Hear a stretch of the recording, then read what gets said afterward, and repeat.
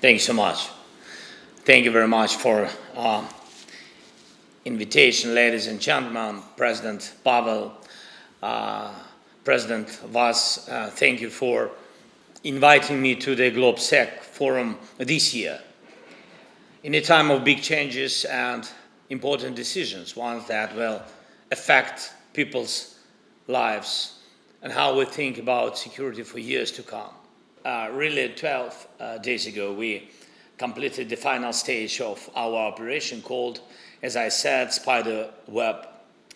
And probably no one in this room missed it. And inexpensive drones, part of a low-cost operation by Ukraine's security service, hit something very, very expensive for Russia.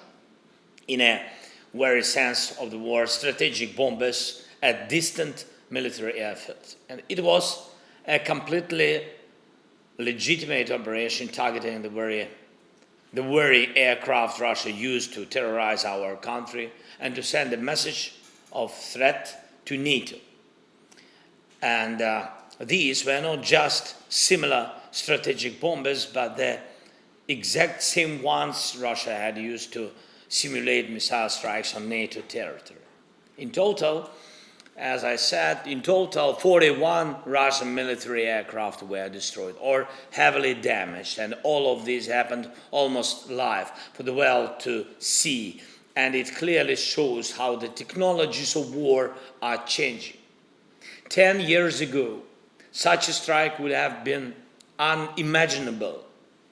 Today, we can't even imagine what kind of strikes a country might be able to carry out 10 years from now. But one principle is clear. No country can afford to stay behind in technological development when it comes to security. Here is another example. Statistics. Today, on June 12th, in the 4th year of Russia's full-scale war against Ukraine, our military has recorded more than 1 million Russian casualties, killed and wounded. This is the price Putin and those like him are willing to pay for their sick geopolitical fantasies. 1 million losses, and still they are doing everything to avoid ending this war. They even ignore the United States and President Trump, who have repeatedly called for a ceasefire and an end to the killings. Russia does not really care about such human losses. What they do worry about are harsh sanctions, especially those against Russian oil, including a new price cap. That's what really threatens them, because it could cut off their funding for war and force them to seek peace. And they are also concerned about sanctions on the banking sector and about political isolation when Moscow is not invited to international forums, and about new joint defense efforts between Ukraine and our partners in Europe and around the world. Russia is worried about money, about so-called prestige in foreign policy, and about our resistance, but they are not concerned about the lives of 1 million of their own people. And I ask you to see this not just as another fact about dictatorships like Russia, North Korea or Iran, but as a security challenge to all of us.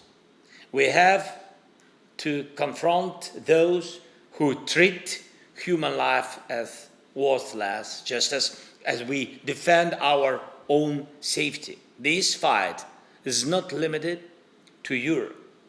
It matters in every region nearby.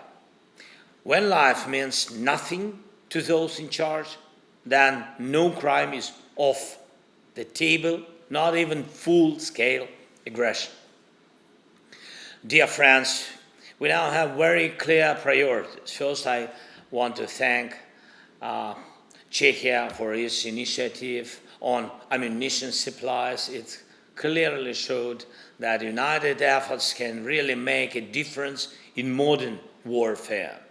We must strengthen all the forms of defense cooperation, especially those that help us become more and more technologically advanced and use drones of every kind in the air, on land, and at sea.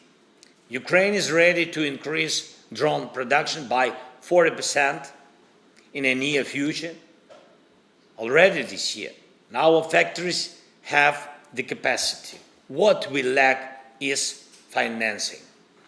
And this must be addressed, and I urge your countries to treat drones production with the same urgency and attention that we do. We must all be faster in drone than our enemies. Next, we should be realistic about those who brought war to Europe. You can't talk Russia into peace.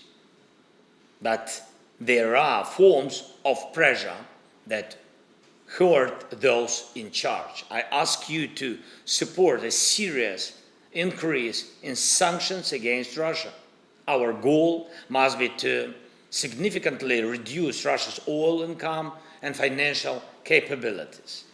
If Russian oil sells for no more than $30 a barrel, suddenly Moscow will start sounding peaceful.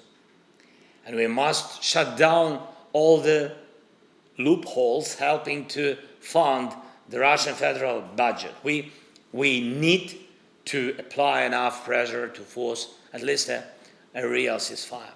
Without pressure, this will not happen. And one more thing, we should remember that respect for human life is not just a moral value, it's a security factor. That's why our joint policy must include support for those who value life and restrictions on those who show contempt for it.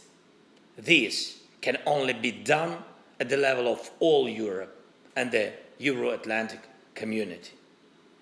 Only together we are strong enough to defend our way of life and life itself. So I ask you to support decisions that do not leave behind European nations that deserve to be in the EU and NATO. This includes Ukraine, Moldova, Balkans nations, and others. Everyone deserves fair decisions, and I urge you to back every initiative that strengthens the global weight of the EU and NATO, because only through real unity we can set the security conditions for our neighbors, conditions that make them safe for us and force them to act in ways that do not threaten anyone, including themselves. Thank you for your attention. Thanks for invitation. Peter, thank you very much. Happy to see you. Thank you for your support. Slava Ukraini!